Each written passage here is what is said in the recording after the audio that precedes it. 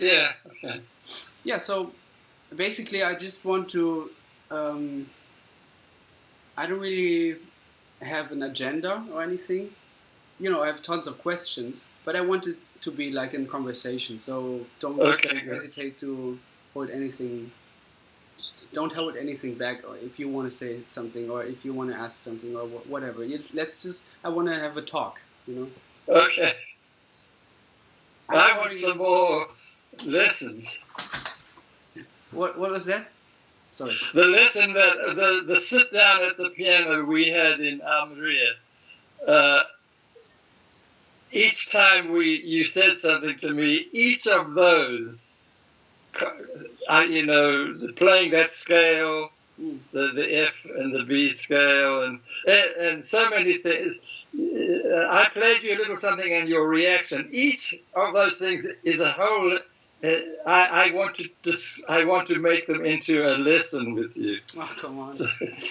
Because it was so rich an experience for me, but it was as if all the things we discussed were only the titles of the lessons I want to have. So I know it's not practical, but it's just a wish. Right. Well, I found it very interesting that when we talked about, you know, substituting chords in standards, and actually I'm wondering what your view on that is, because you've done so many great, you know, arrangements of standards. I'm actually wondering how you go about it when you see like a standard like that marvelous arrangement you did of Round Midnight. How did you start? I mean, how do you? There's the song, you know, and what's first? I mean, how do you go about it? Well, first of all,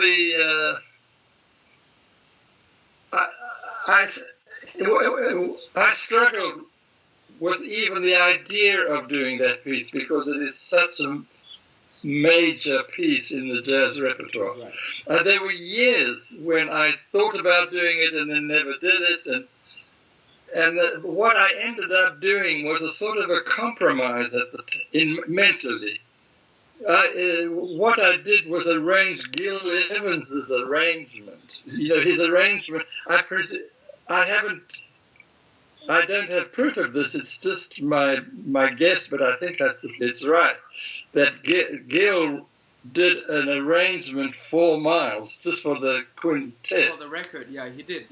It's not so. Yes. So it's the formic, the structural arrangement that he did. Yeah. And I just took that and did an orchestration of it. Mm-hmm. But then I mean, it came easy to me, and a lot of the. First of all, your question is stunning in a way to me, because I still feel so like a first-year Berklee student where it comes to harmony. When I get a lead sheet, in this case Round Midnight, or when I get the basic material from somebody else, my thinking is very basic and naive, my harmonic thing, except in my attitude, because it was while I was a freshman, you know, my first year at Berklee as a student. I had already had a piano teacher in Zimbabwe who taught me some basics, and then another teacher. They were friends, two teachers. He would show me how to play tunes in George Shearing style, you know, with the right hand playing in octaves and the harmony in the middle. And then Berklee taught the same thing and called it 4-way close double lead. Right. And what my teacher showed me was how to play it at the piano, but then translate that to 5 saxophones, or 5-part. It's 4-part harmony double lead. So I started at Berklee with that sort of thinking, and then I heard of George Russell, and I went to the summer school in August 1960, and the Lenox School of Jazz. In fact, George Schuller, whom I just hung out with in the Almeria a little while ago. Yeah. Made a film about the school. It only worked for 4 years, and the famous year was 1959 because of Ornette Coleman was there, and he shocked the musicians. Some were flabbergasted and some were excited. How did you feel? Pablo, I must tell you, I'm rambling and I do forget what I'm saying sometimes. So I hope you have I was just adding, how did you feel about Ornette's music back then? Well, I was lucky. The thing is, here I am at a school, and it's very academic. We're doing things by the rules. There were lots of rules. I want to come back to that. But there was a raw primitiveness to Ornette that thrilled me. And I was lucky to be thrilled because as it is explained in George Schiller's movie, to me anyway, there's something about the fact that the way to go was academically, and this man wasn't. That was a confusion for me, but I came out liking it rather than not liking it. Mm-hmm. So, but at the school, it was, a 5-day week was, one day George Russell taught a basic version of his Lydian chromatic tonal organization, and the other day was Gunther Schiller teaching history of jazz classes. And and it's 3 weeks, so that meant we had 9 meetings as a class. There were only about 40 students or so. 9 weeks or so, 9 lessons with George Russell. But what appealed to me was, although his system was geared towards soloists, improvisers. I took the information on as a writer. And he had these scales, that this scale would work on 2-5-1 chords, something like that. And what was thrilling was, instead of me having to learn how to, I wanted to be a jazz trombone player, and I had my trombone. And so I would, I had to learn what to do on a C minor 7, and then what to do on an F7, and then what to do on a B flat. But he gave me one scale to play on all 3. Now this was sounded theoretically like freedom, right. Like expansion and it thrilled me. But then I noticed he had 7 scales, for different situations harmonically. Right. And I would take the lead sheet, the basic lead sheet with someone else's simple changes, and apply these scales, and it expanded my harmonic concept. So which scales are you talking about now? Well, the scales, George Russell had a list of scales. Right. He devised a list of scales that were based, he explained why to him the basic major scale, tonality, the resolution was Lydian scale, not a, and it didn't matter. That didn't convince me much, but it didn't matter. It was exciting more than it was. But the last scale was chromatic, and that's what thrilled me, because at that moment I abandoned I didn't go any further with studying his system. Mm-hmm. I realized that if it's chromatic, I'm free, but in a tonal situation. Mm-hmm. Because I'm still there today. I like tonality, right. But to approach any situation, which in my case is going to be tonal, but with chromatic scale available, thrilled me.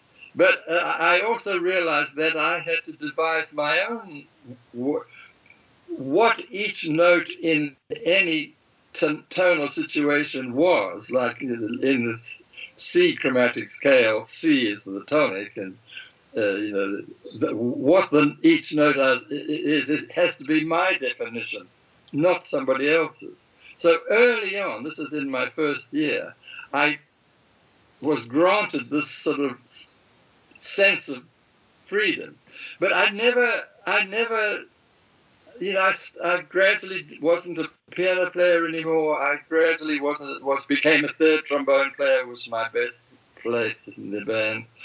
But I became a writer, and it was Gary Burton who noticed this about me, and he encouraged me to write more than to play. In fact, Gary actually formed a little band with Steve Marcus on tenor and me on trombone and vibes. And at the first rehearsal, he didn't say this to me, but the second rehearsal, he had another trombone player there, Chris Swanson, but he asked me to write. And then he got a record date. This is while I was a student. He got a record date, and I go down to New York to do this date, and it's Phil Woods on alto, it's Clark Terry on trumpet. Wow. It's Chris, and the label says Bob Brookmeyer, but it wasn't Bob Brookmeyer, it was Chris Swanson on trombone. Tommy Flanagan. Now this is my thrill with Tommy Flanagan. Yeah. Because I wrote an arrangement, it was in B flat, I think, and at the end of the bridge, my F7 chord going to B flat, I just wrote all the notes of the major scale, F, G, A, B flat, C, D, E flat, F. I just played all the notes, and Flanagan said, "Oh, wow, what's this?" But what I did was all of the notes together. The tune went, the last bar, the last two bars of the tune went, ba ba ba da ba. So those ba ba ba da ba. The voicing for the piano was that scale. Now, already.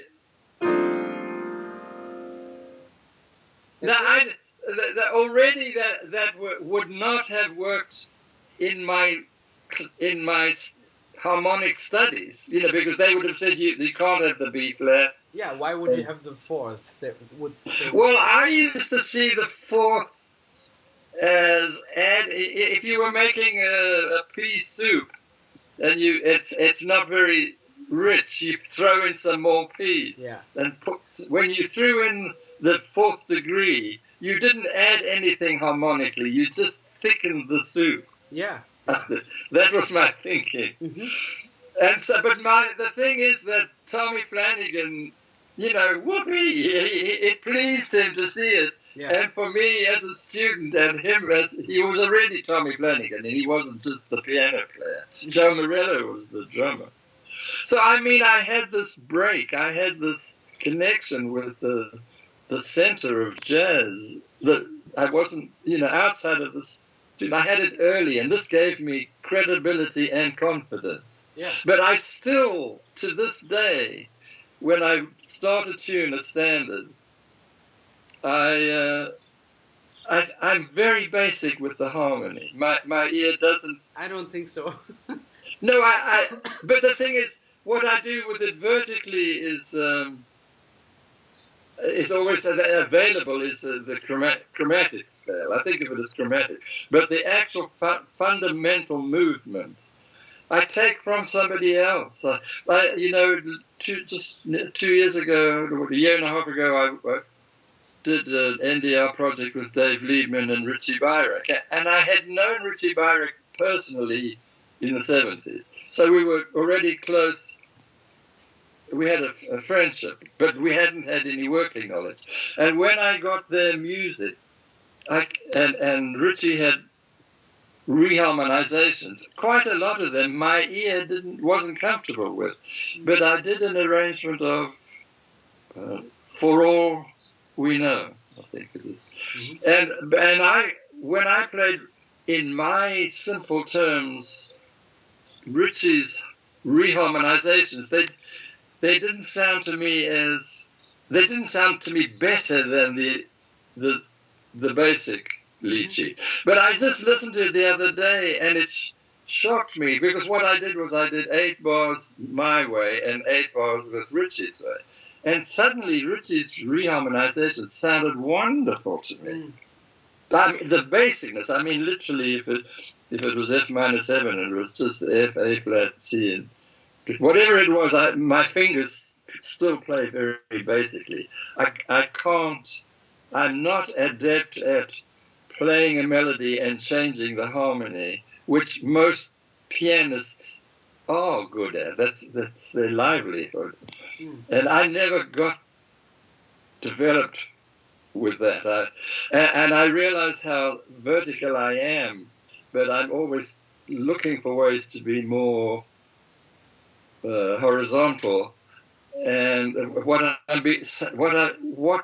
the things it's done for me is I feel when, as a melody goes along, as you hear a motif, when it goes to the next motif, my ear remembers the moment before when it was a different motif, and I often put those two together vertically, so that, and there's a clash, but it's a clash that quickly resolves itself, because instead of the note dying down immediately, the ear can remember what happened 2 seconds ago. Yeah. And when I play them vertically at the same time, it gives me a richness, but it's a richness that's appropriate because it's already there when you just play a single melody.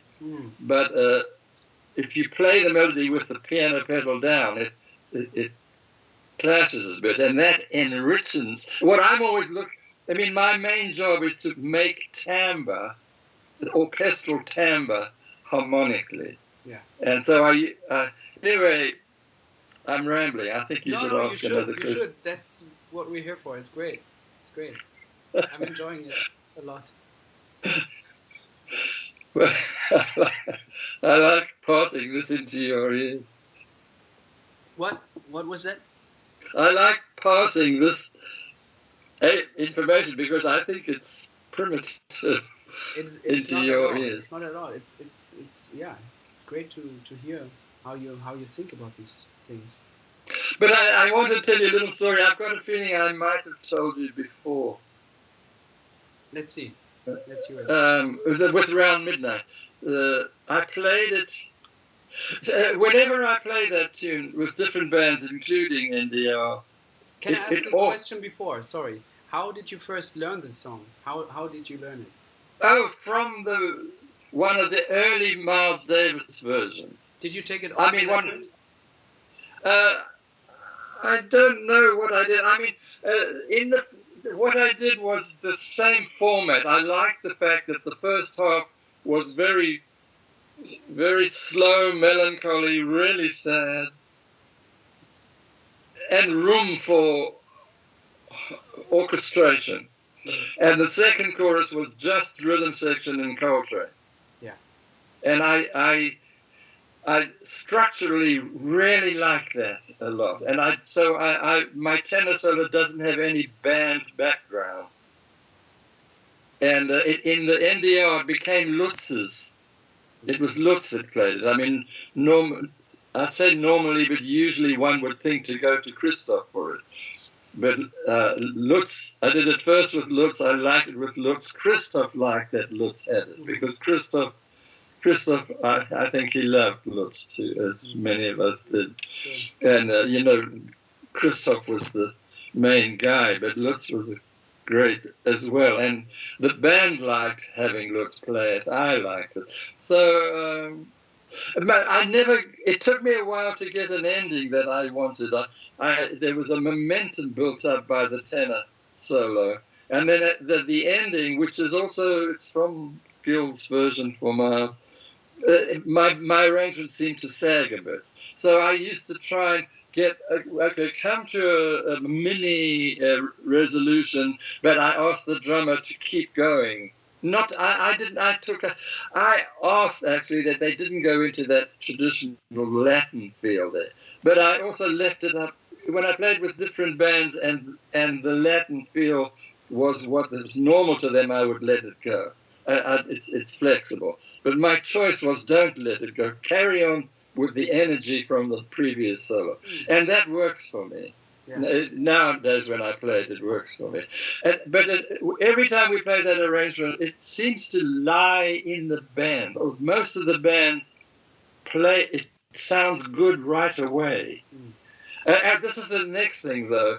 I listen to several versions, 4, maybe 5, with years in between, because he played that for many years, 8 or so years. and Miles was looser within the structure of Gille's structure. He got looser and looser with it. For the starting was the last 2 bars of the first 8 bars. The band goes ba-da, ba-da, ba, ba-da, ba-da, and it was strong. And then gradually that got weaker. It got softer and softer. But everybody who knew the previous version, could realize that this was not even a variation, but a slight variation. Mm-hmm. And I wished to be able to. I actually had hoped to write another arrangement of the piece where I got that looseness built into the band somehow. And I did do it, particularly that figure. I got less people to play it, and I got some people to sustain the notes instead, so that it wasn't ba-da, ba, it would be ba-da, ba-da. And now when I play it, it has that. But I wanted to do that aspect more and more. And in the middle of all that somewhere, I got a review. It was reviewed. I don't know if it was an album or if it was a concert or something. And the reviewer said, "Oh, God, do we really need another arrangement around midnight?" And his attitude was, we've heard this piece played to death. And somehow that affected me, and I never got to do I only wanted to do one more arrangement, but to include to incorporate the fact that the way Miles played it, he got looser and looser. And I actually, before I decided to write the arrangement, I went to hear Miles in Boston. And I actually have a photograph of that night. It's with Hank Mobley, though. So, Mike, which year is it? It would have been 62. Oh, so right before the quintet with her. No, but I might be confused. No, I'm sure it was that night. Maybe he didn't. The thing is that he did play around midnight, but I don't know if it was this arrangement or not, because I don't remember any recording with Hank Mobley playing this. Yeah. Do you know my In My View album? Yeah. That photograph it's blurred slightly, but it's Hank Mobley on tenor, and it was that night because I got another photograph like that where Hank Mobley, there's Miles standing there, but but the thing is that I heard Miles play.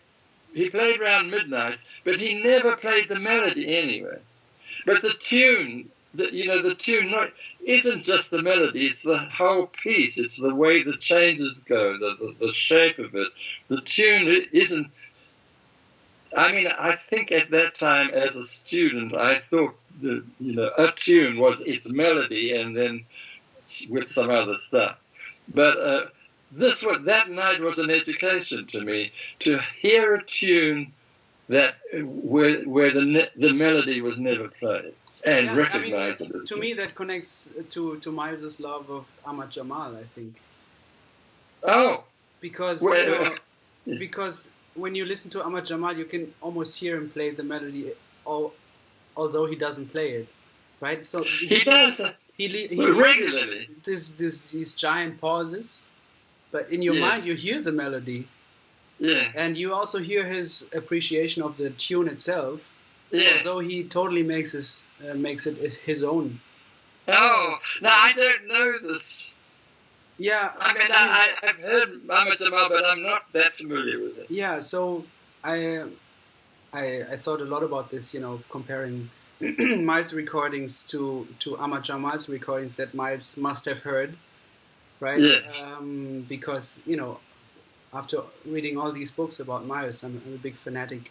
I read a lot about his love for Ahmad Jamal's music, and also that way into his later years he would show his band like recordings of Ahmad Jamal, or they would go see him, and you can see a lot of songs that Ahmad Jamal played on his early records wind up on Miles's records. Oh, yeah. So, and also I think Gil Evans also was a big admirer of Ahmad Jamal. I mean, maybe through Miles he got into it, but if you know that what's it called, Ahmad's Rumba? No, New Rumba. That's it. New Rumba on Miles Ahead. Yes. If you listen to the trio recording of Ahmad Jamal, they actually Miles copies, part of the guitar solo he plays. On Miles Ahead. On Miles Ahead, yeah. And you just see the love for the music of Ahmad Jamal. And with Ahmad, it's very it's very amazing for me to listen to him and leave these kind of big pauses. And this is something that also I think wound up in Miles' playing and his vision of music, like leaving this kind of space.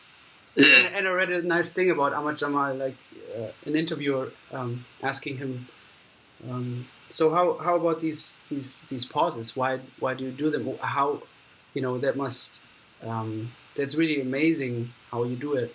And he said it's not amazing, it's just discipline. Oh, really? Oh, wow. Only play if you have something good to contribute, and that's very amazing, because that means also sometimes our naive feeling tells us to play all the time in order to keep playing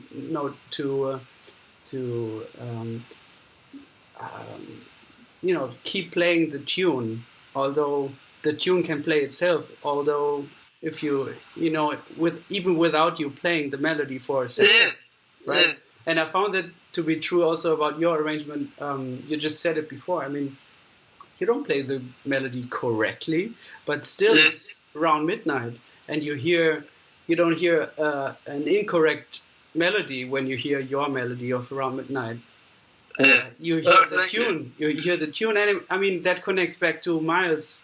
In the later years, he wouldn't play, but he would play. That's right. Yeah. Oh no, yeah, I love. And it's not a mistake. You don't take it as a mistake. You just take it. Yeah, that's your version, and that's basically why we have to hear another versions of Round Midnight, because we want to hear personal versions of it. Because, right. Yeah. So I think your reviewer didn't get what you were, doing. No, it's okay then. At least the reviewer, said something, even if I disagree with it. Because what you said earlier, so many people in interviews or reviews, I get the feeling they're not hearing anything they say doesn't seem to relate to my experience while I was writing. That's true. Yeah, they get caught up with. Maybe I told you this too because it means so much to me. This John Sermon, did I tell you about it? I'm the same generation era as John Sermon, and we were never like buddy visiting buddies, but we were contemporaries and we knew each other. And he played for me a lot. He played in my very first band. And I did a piece for soprano and string. It was orchestra, classical-ish. And so we did a few things. But in 2009, I did my only gig with HR Band in Frankfurt. And it was with Bill Frisell, and it was Mingus Monk and Me was the program, the name of the thing. We did Mingus and Monk tunes.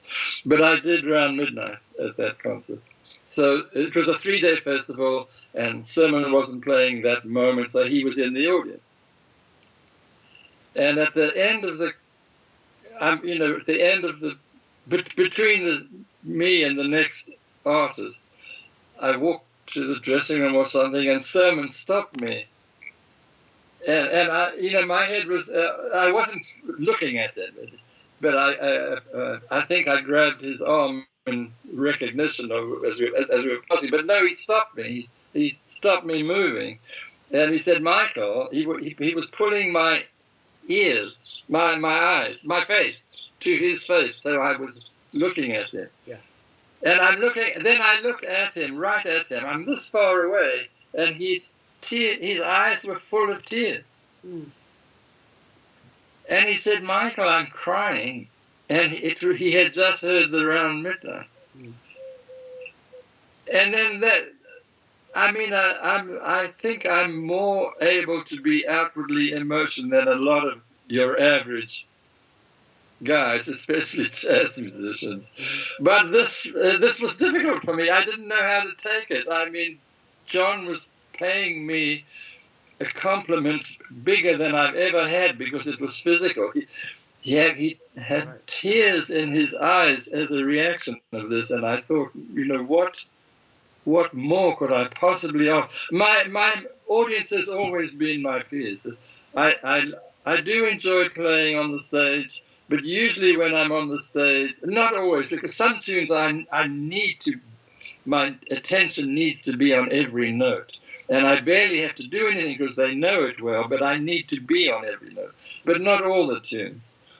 And so now I've lost my... No, you were saying like that you're playing mostly for your peers. Oh, my peers. Yeah. It's my... When I'm writing it, I know that something that's a success for me in finding a way to realize my idea. It's my peers that I want to hear. I once did a concert in a cathedral, a big cathedral in England. Anyway, it wasn't a religious music, but the concert was in this cathedral. And one of the priests came to me afterwards and said, that was he didn't use the word religious, but he used a religious word. That was a religious experience. Now I appreciated that. Yeah.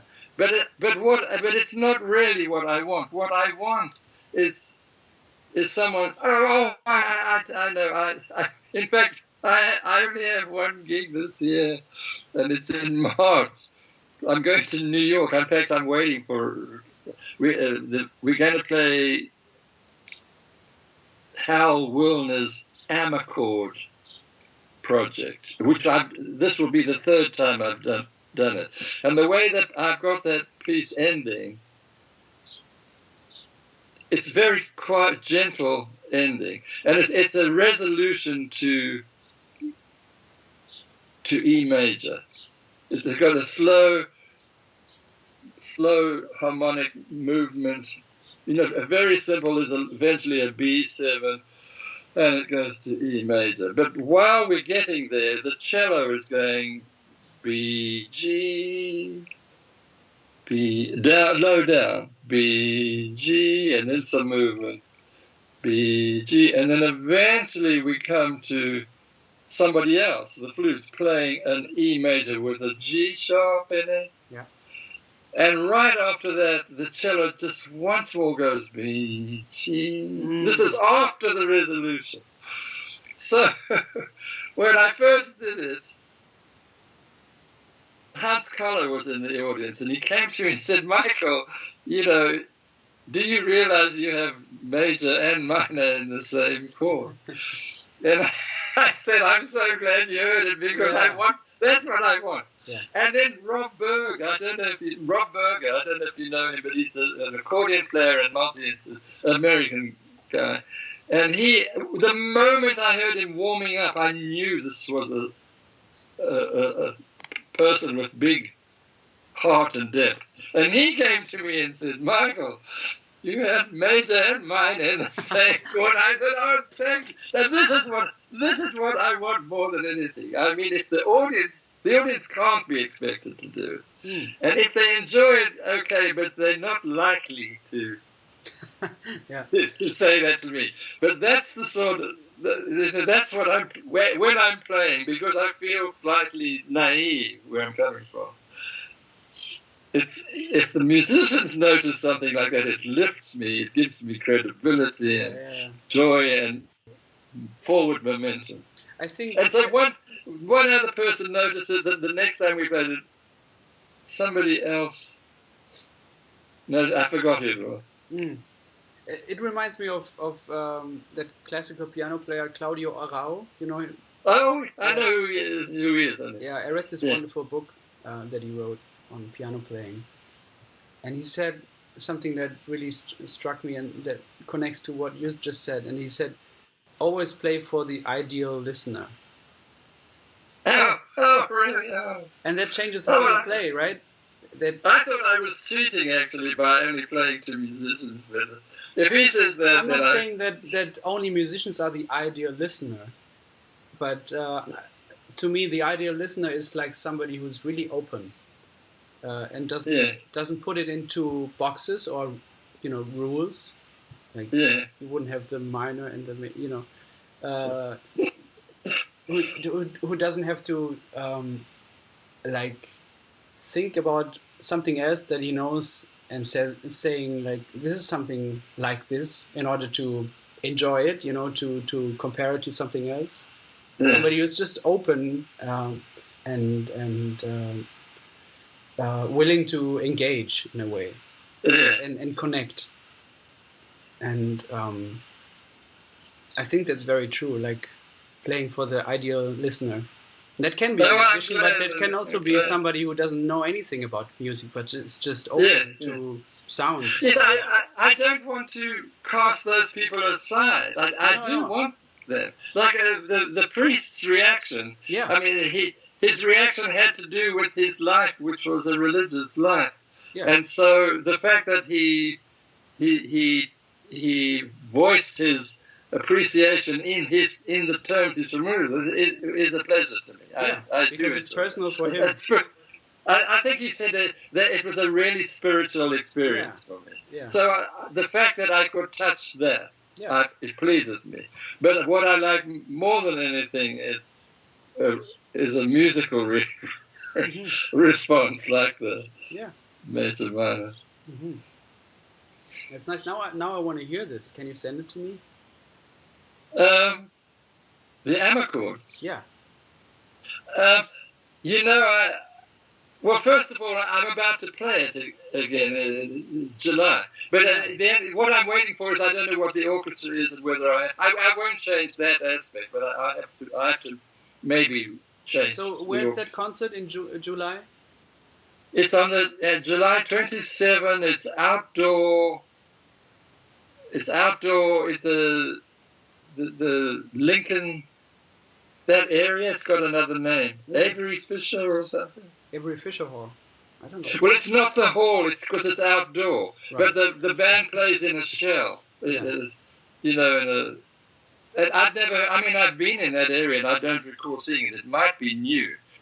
It was originally a program of Nina Rota music written for Fellini movies. Oh, nice. But in the second time we did it, they added Karen Mantler doing arrangements from Godfather. So I think they start with the Godfather music and then they do all Fellini movies. And then the first record they made, Bill Frisell did a solo guitar piece, Juliet of the Spirits. And the second concert, which we did in London, Bill couldn't do it and Hal asked me to arrange something for a small group. I did it just for string quartet and a few woodwind. And John Etheridge played guitar. So, talking about Bill, was it a similar arrangement of Round Midnight that you did with the HR than with? It was the same arrangement. Actually, in that piece, Tony Lakatosh played this, so whom I absolutely love. Yeah. So he's right into anything he does. But I mean, this tune, it was like a very, very hungry man. He just gobbled up the tune. And of course, as the whole thing about the tenor solo in the formalness of the piece is that very delicate, intimate, quiet, sad beginning, which Miles kills. And then into this, yeah. And Lakatos just did it. So Bill actually was there, but he didn't. I thought about Bill is totally unfussy. He just does what he's asked. And I had him play, but he doesn't feature. Mm-hmm. I mean, the other pieces he did feature, obviously. Yeah. So, but I didn't change any. I didn't sort of write Bill's music. That's the thing, that when you get with people like that, the less he writes, the more room they have to be themselves. Yeah, and I think that's very special about you, about your writing, actually, that you have this courage to leave so much space. Especially someone like Bill. He's so individual, and he's so able to play anything, any style, anything, that the less I ask of him, the more I get the credit. Yeah. No, I'm joking. But I say this because I know him since he was a student, and he's not exactly my son, but I love him personally. Yeah. So. When did you guys meet? You were his teacher, or? Well, he came to classes of mine, but I have no recollection of him in the class because he's so quiet and shy. But in those days when he was a student, I mean, Boston is full of little clubs. There are, the students are playing in clubs every night, and I went to many of his gigs, and many of them were remarkable experiences. I mean, one that wasn't Bill was Matheny, Jaco, and Bob Moses playing one night. No advertising. The place was absolutely full. The Zircon, I think it was called. And it was the music they played became Bright Side's Life, which is historic in Matheny's life. But Bill played in a club with D Sharp on drums, who died. And it was Bill Frisell and Wayne Krantz, two guitars, Steve Swallow on bass, and D Sharp on drums. And the music was the most rhythmic. I mean, it was like I also went to a Peter Tosh concert in the Berkeley Performance Center, and the moment the music started, everybody stood up because your body has to move. Yeah. And the security was saying, "No, sit down, you're not allowed to stand up." And right from the first 8 bars, there was problems because the audience wouldn't sit down. Yeah. The same thing with the D Sharp. The music was so, it wasn't reggae, but it was so rhythmic. Yeah. And then soon after that, I had a gig in England, and I asked Bill and Wayne to play. What a combination! I mean, I never would have put those guys together, but I mean. But you're probably saying it based on how you know Wayne. Yeah. In those days, Wayne was a student. Yeah. And they played. They were locked together like one. But at the last minute, Bill had to cancel. And I was friends with, I had worked with Kevin Eubanks, and I asked Kevin to come in. It was not what I was looking for, but they were both good players. I made the best of them. It wasn't like a locked rhythm section. It became 2 separate personalities, and they just happened to both be guitar. Now, I've only just found tapes of these. In fact, I haven't even heard them. I've been sending my music to somebody in London who's beginning to put out all this old stuff. Oh, and they're digitizing, because I haven't got any. I've got tapes and I have no tape recorder. Yeah, you should do that. Can you tell me a little bit about the process of making this album with Scofield? I have to say my favorite tunes are Gille B643, which is actually one of my favorite Scofield tunes of all time. And Roses Are Red. I really love Roses Are Red. Oh, thank you. And these are Martin's arrangements, and I was wondering, how did you go about with this project, like taking Sco's music? Did you choose songs, or did he choose the songs, or how was it? Well, I mean, there's things I don't remember. I'm going back a bit now. Mm-hmm. I mean, I knew Sco pretty well socially. When I arrived at Berkeley to teach, he had just left. So we still got to meet personally a lot, and I would go and hear him a lot. And he and Gary Burton were mates. So, places where Gary would be, they would be in the same company, I would be there as well. So I got to know him personally. And I absolutely loved his playing and still do. Every time I hear somebody new, Pablo held, the first thing I want is, how can I be involved? And and now I see Niels Klein's written with pride how he had the first project with the Pablo Held Trio with the NDR. So that means I can't have the first project. And so I envy him. And the thing is that I also am noticing him and enjoying what I see. And I like the fact that I really think Pablo Held, if Pablo Held's going to do something with a big band, it should be from the same generation.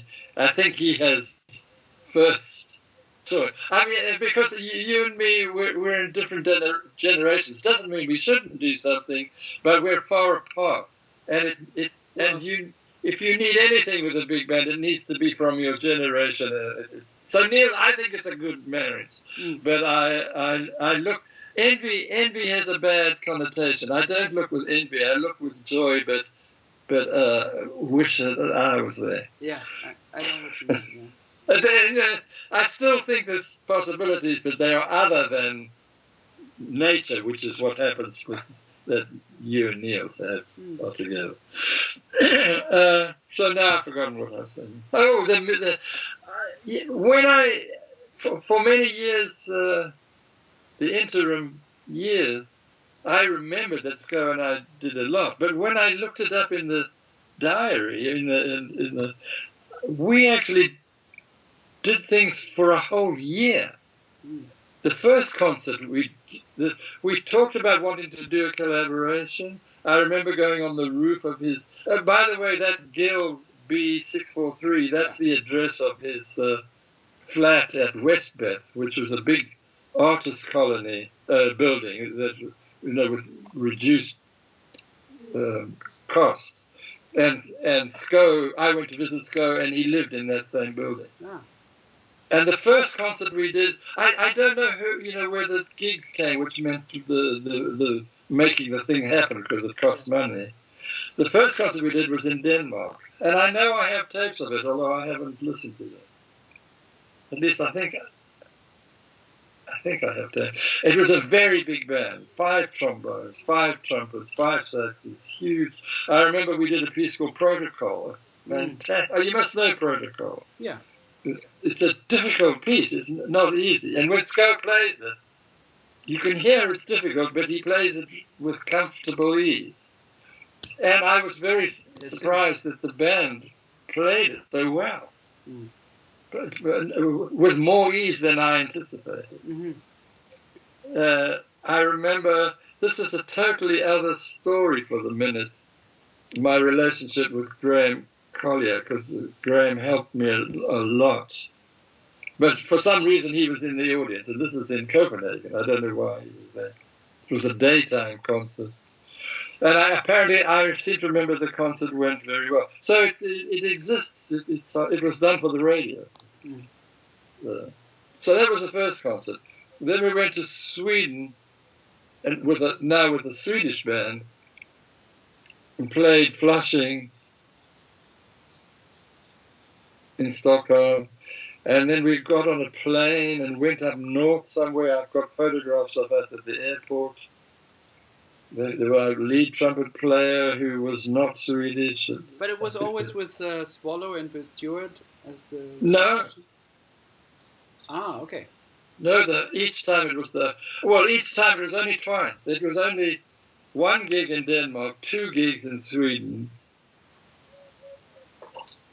So, this was a rehearsal in Sweden. Oh, okay. Yeah. Because I remember it was at an outdoor festival, and Sam Rivers was there, and I played in a band in Boston for 2 years with Sam. and I hadn't seen him in many years, and it was so good to see him. And he had Tommy Campbell on drums, and it was social as well. And I know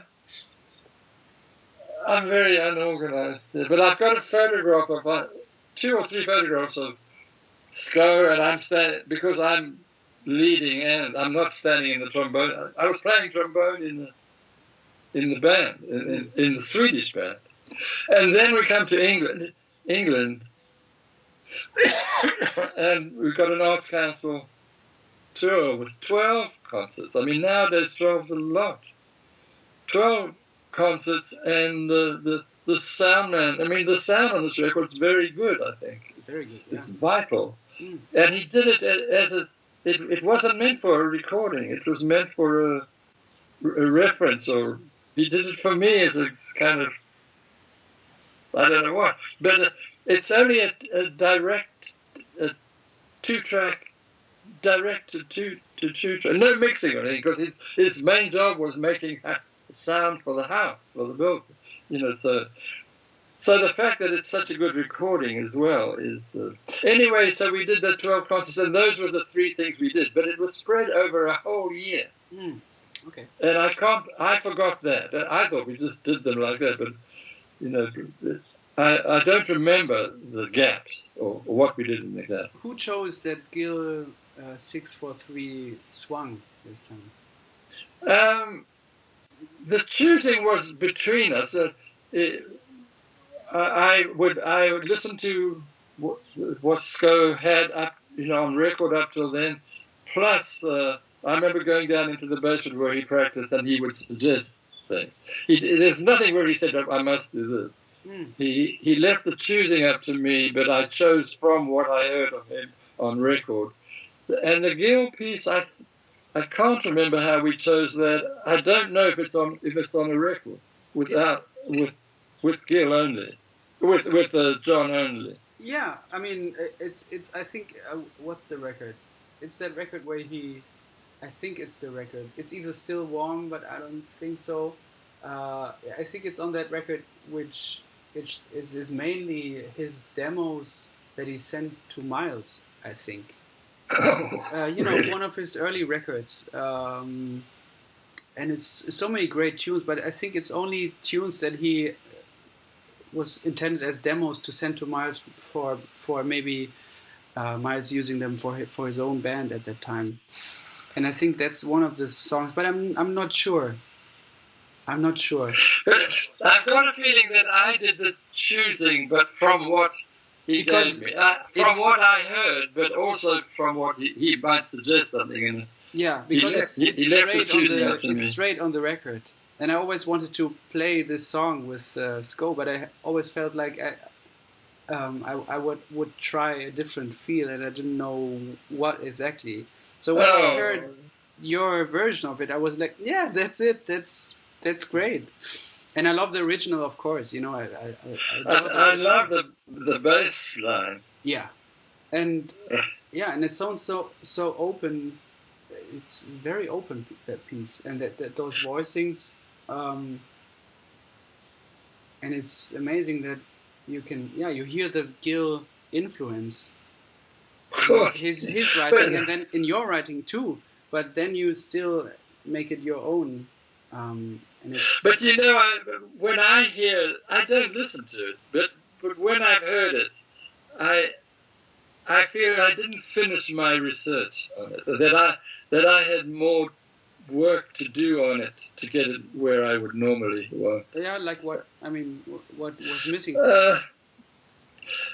Sometimes the flavor of the voicings works, but I think that I could have dug a little deeper into making the flavor, making the choices that are the flavor of the voicings, but also some of the rhythmic. Whatever I've got the band doing, some of the rhythmic choices of the melody. With that piece, I just felt I didn't finish my research. I like what I've got, but I think that I could have gone deeper. Mm-hmm. But with I mean, don't you have that feeling with most of what you do? I mean, that feeling of, you know, after you've done it, you're so much wiser, and you're Yes, like, oh, okay, now I arrived at this, and I think I could do a better job now, you know. Well, it's not a question of a better job. That was the best job I could do at that moment. Yeah. And I felt that had I had more time, I could take it. Completion, I don't like the word completion, but I just felt that there's room for more in there. And I did do it for NDR, and I did work on, you know, when I came to what wasn't finished for me, I did work a little bit more. But the piece as a whole, it didn't fall into the band. I'm wondering if you need Scope for that piece. Good point. Yeah. I don't know. Yeah, it's just a feeling. Like I think you're right. Because also the bass line, it's not that he has to play the bass line, but he makes reference to the bass. Yeah. He did different things on different performances. Yeah. So there would be times when he would play the bass line, but there would be times he would play off the bass line. Mm-hmm. And I bounce off the bass line in what I do. And so, sounds so amazing on that tune, his solo. To hear him over something like that is very unusual for him, I think. I've got to go back and listen because I haven't, although it's just come out, I haven't, my last listen was a while ago. Yeah, it's amazing. I mean, that really stood out for me, that song. Oh, good, I'm glad. This is something in your music which is absolutely stunning. I mean, the opening of Investigations. You change the time signature and and you've got quarter note, eighth note equals part of a triplet and stuff. This is so subtle. And, my solution would have been slow down or speed up or something like that. And you've been much more accurate. I don't know about that. No, not only there, except it's just that. I think it's not important how you write. I mean, how you explain it, because there are different ways of, arriving at that point. I think your way of naming it, like slowing down, speeding up, is basically what we're doing. So you could also name it like that. No, but you've got an accuracy, Mm-hmm. Oh, okay. The thing is, if you do that, your skills at writing down what you want are it's much more sophisticated. Especially watching it, looking at it at the lead sheet. Yeah. It is so far. It is so advanced to. I mean, to where I am, to where my thinking is. It's so advanced that first of all, I like to listen to it without looking at it, because looking at it is a lesson in itself. Mm-hmm.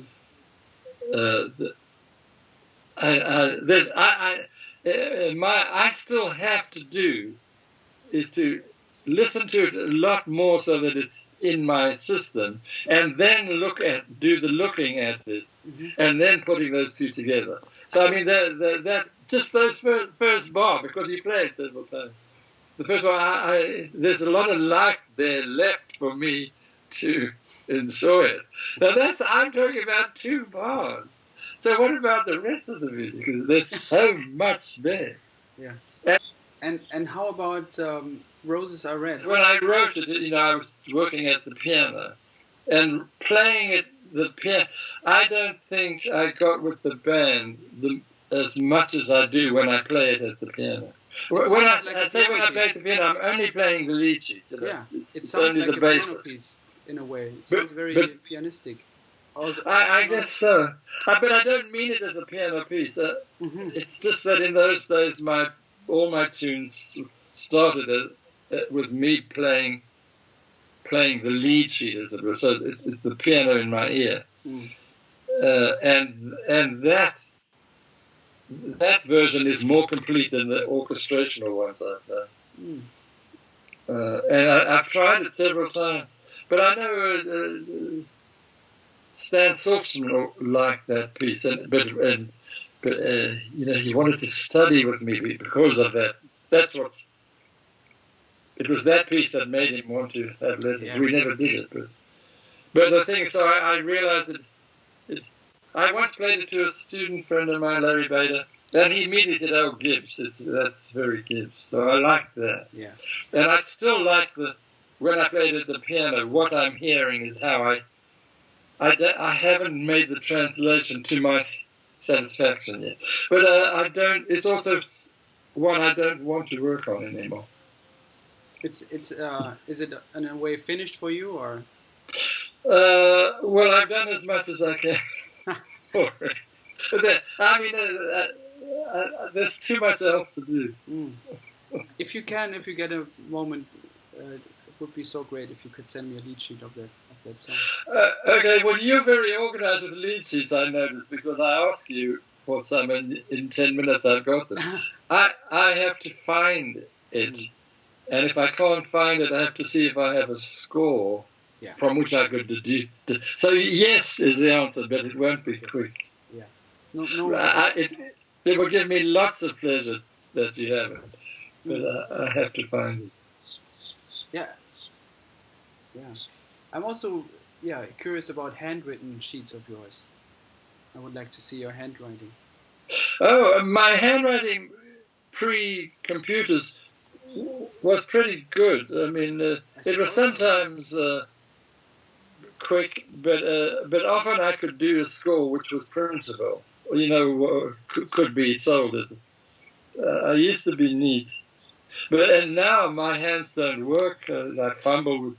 So I do have very initial ideas on paper, but already as soon as I've got enough, a bar or 3 or 8 that I can put onto the computer, I then just start working around it.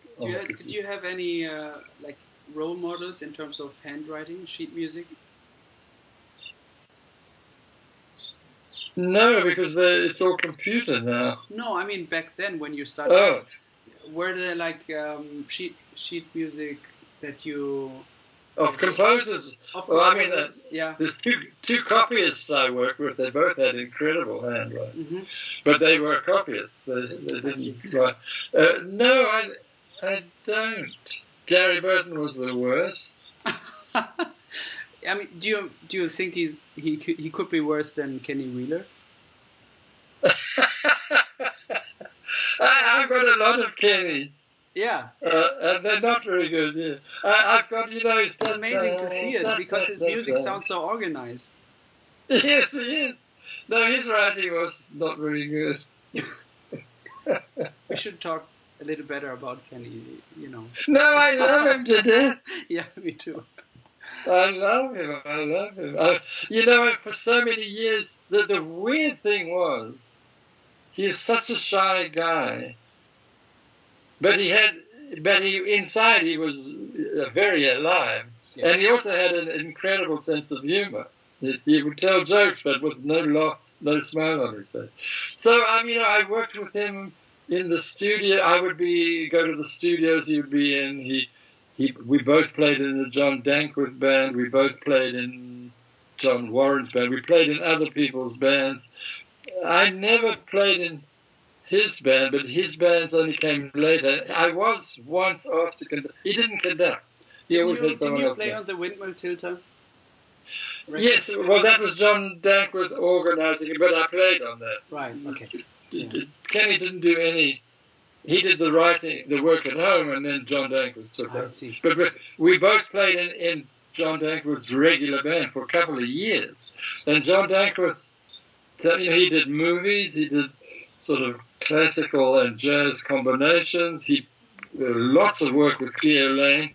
I played in John Dankworth's 7-piece band and big band, and Kenny was on a lot of these things. So I was around Kenny for many years. And then I heard Kenny's music in John Dankworth's band. But one night, and this is after I'd known him for many years, I was in New York and Kenny was playing Kenny Wheeler Quintet or Quartet at the Blue Note. And I went down there and I couldn't believe what I was hearing. This was a person I'd known for years and I'd never seen him as a leader. And he was telling jokes to the American audience and announcing them. I was seeing him in a way that I'd never seen him before. So I realized I missed a lot. Pardon? He was a show businessman after all. Maybe he adjusted a little bit to the US. It was hidden before. So I cared about him a lot. And then I listened to some early stuff that he did with me. He played in a lot of my band. So I recorded 4 nights in Ronnie Scott's with my band. And it's out as a double, I think it's a double CD. But somebody recently sent me an hour's worth of outtakes. And I noticed that there's one tune which I never played much, but it features Kenny a lot on it. And how, I know the story I was going to tell. Often I would go to a studio and it's set up for a big band. We don't know what it is. It's going to be some commercial music. Kenny was always early. He was the first one there. And he always went and put himself in the 4th chair. He claimed the 4th chair for him. Yeah, I see. And the trumpets were behind me, so his trumpet was in my ear. Because I had the trombones in front. And the thing about him was that sometimes if I'm lost rhythmically, if the drummer's sort of playing around, I got the time from Kenny because he was down the line. He played very accurately, rhythmically, very strong. As I say, strong enough that I could get where I was from him more than the drummer or the conductor. And he did it without... It was never flashy like Derek Watkins, who was also brilliant, but he was flashy. He filled the room with his personality, but Kenny was shy. There's always somebody in the band who has the best time that you should. Yes, but you would be surprised that it was Kenny because he was so shy and he took up very little space. Yeah. Can I ask you a little bit about Paprika Plains again? Sure. Yeah, because I'm really curious about what the process of you was. You're writing it. Did you? I mean, was it written? I mean, does Joni have any lead sheets of her pieces, or? Actually, some guy. I heard that somebody writes lead sheets out of songs for her, or they used to do it. Or I don't know, but how was it with Paprika Plains? Well, first of all, she had the previous album she did. She had something of hers. They added an orchestra to, and it won a Grammy. I can't remember if the record won a Grammy, the song won a Grammy, or the arrangement won a Grammy. It's a famous guy, and I've forgotten who. Famous LA writer. I've forgotten. And now at this time when she was doing Paprika Plains, she was Jaco Pastorius was very much in her life. And I've got 5 orchestral pieces. Have you got time? I have time, sure. I entered a competition for a double wind quintet. They made a competition for a piece of music. And I wrote a piece just for that. And I won. And it was £100 prize at a performance. So this has to be 1966 or so. And then later I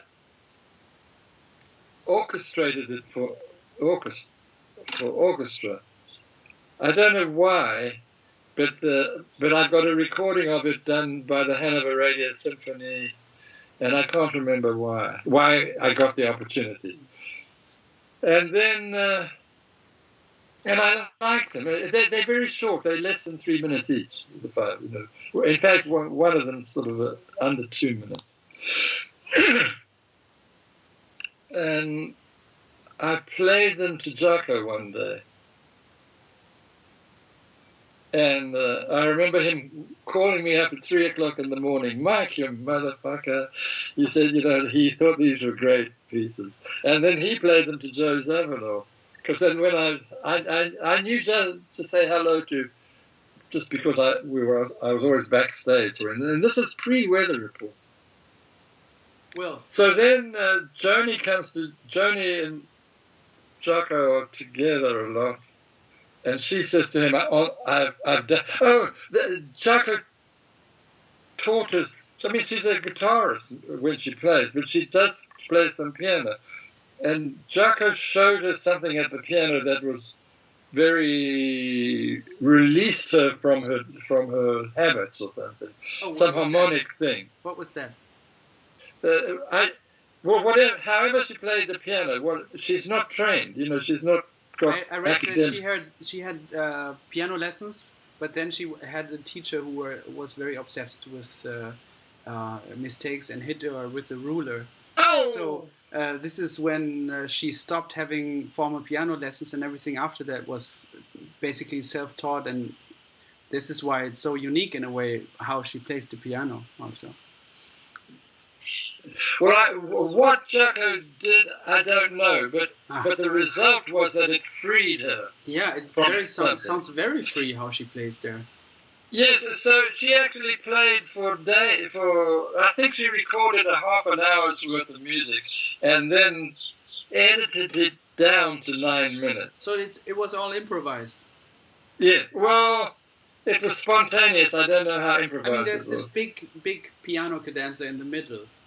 That's it. That's it. Because the songs I don't think are related. The vocal part I don't think is related. Mm. But I'm not in the picture yet. Yeah. You know, now she's got this 9 minutes and she's got the song at the beginning and the song at the end. Yeah. And then later comes the jam with Wayne and Jaco. But that was an afterthought. Yeah.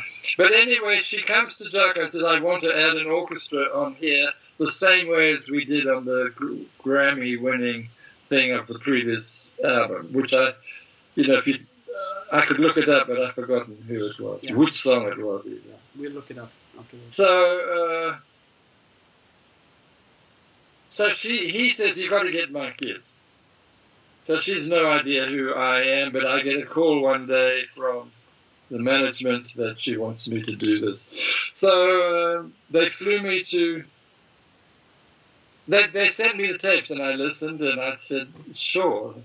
The piano is there. Would I add an orchestra to it? Or would I add some orchestra? It wasn't a full orchestra. So I flew to LA.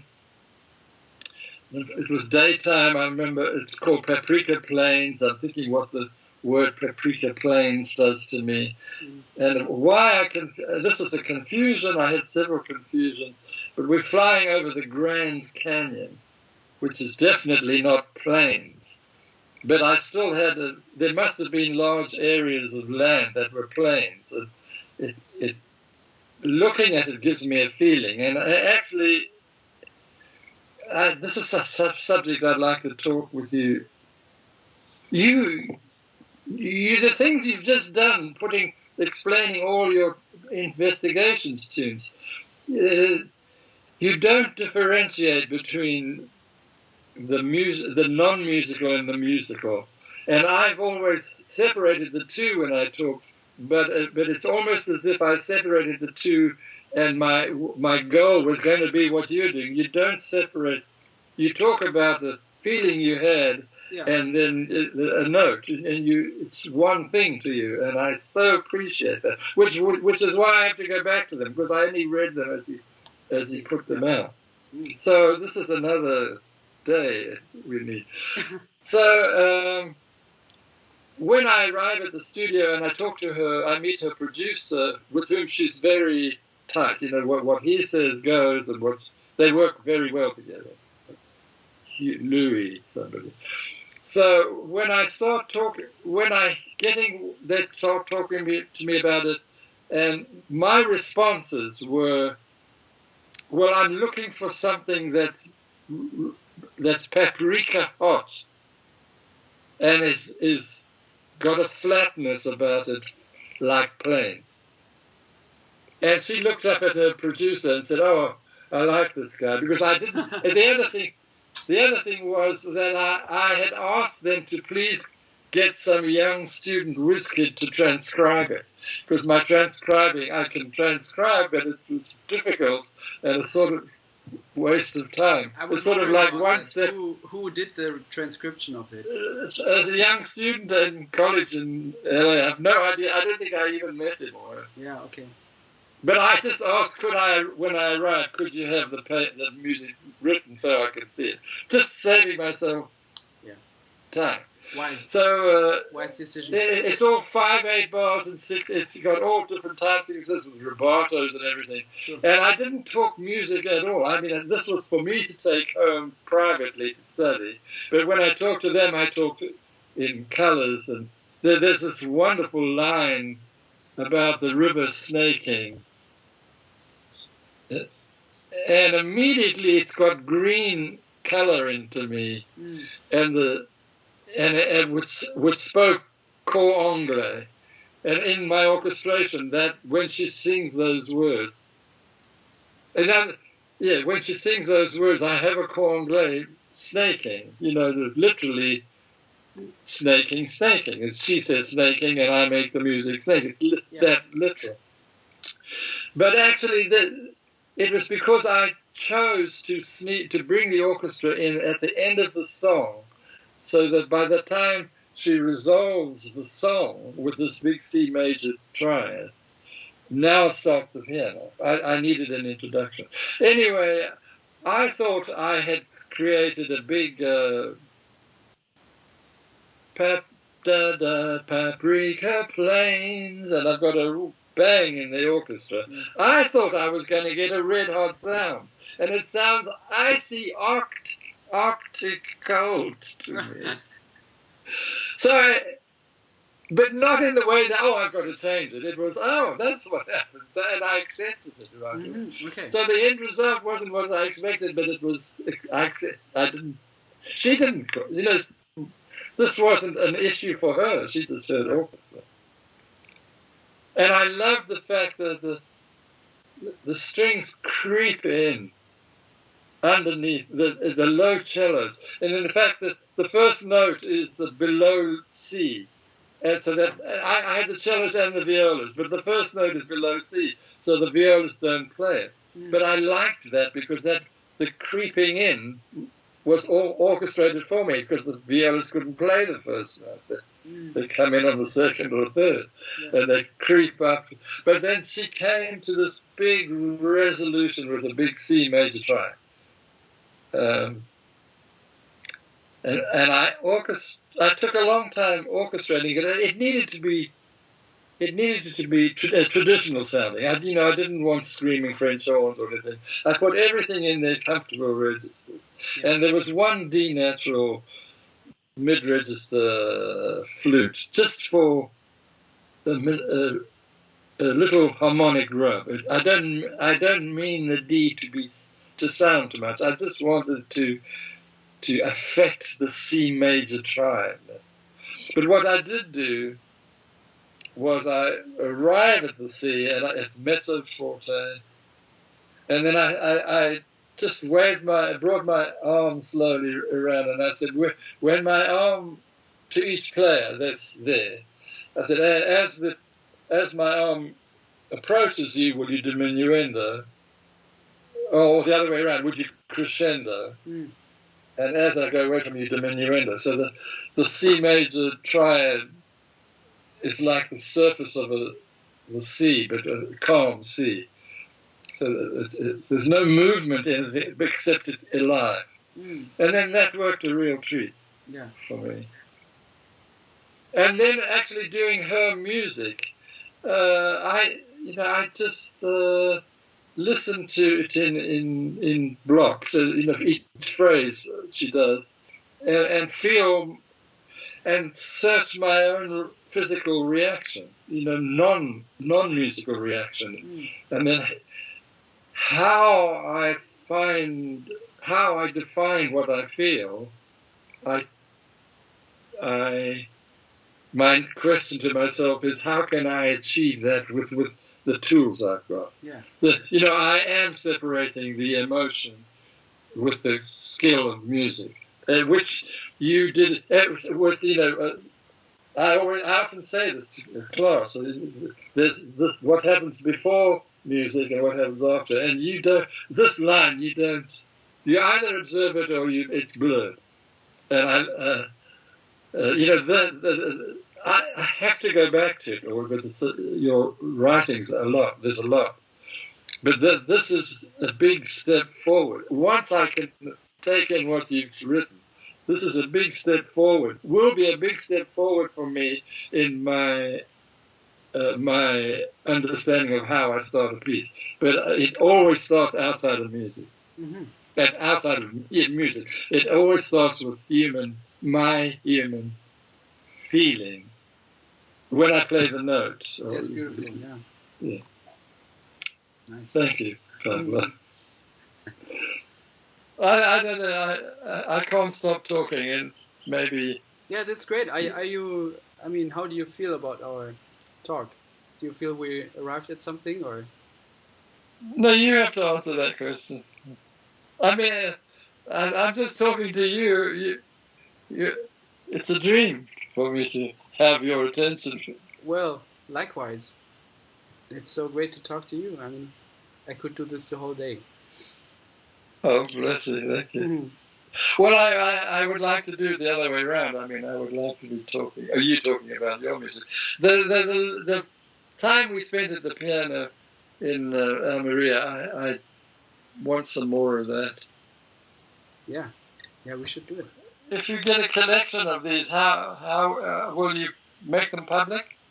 Yeah, I will. The plan is to either put these on YouTube. Yeah. And then on my website. Oh, yeah. And the Wayne interview is going to be in written form. Yeah. Oh. Because I don't have a video of that. But mostly it's going to be video or audio. Oh, wow. Yeah.